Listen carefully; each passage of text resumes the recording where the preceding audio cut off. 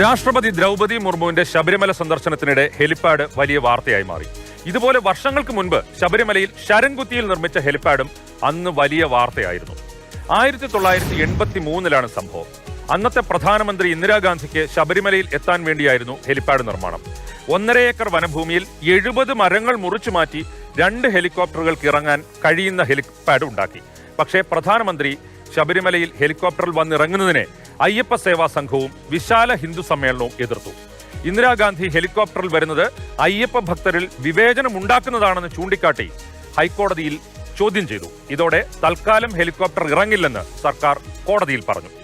1986 രാജീവ് ഗാന്ധി വന്നേക്കുമെന്ന് വാർത്ത വന്നെങ്കിലും അന്ന് അതുമുണ്ടായില്ല. പിന്നീട് ആരും ആ ഹെലിപ്പാഡ് ഉപയോഗിച്ചില്ല.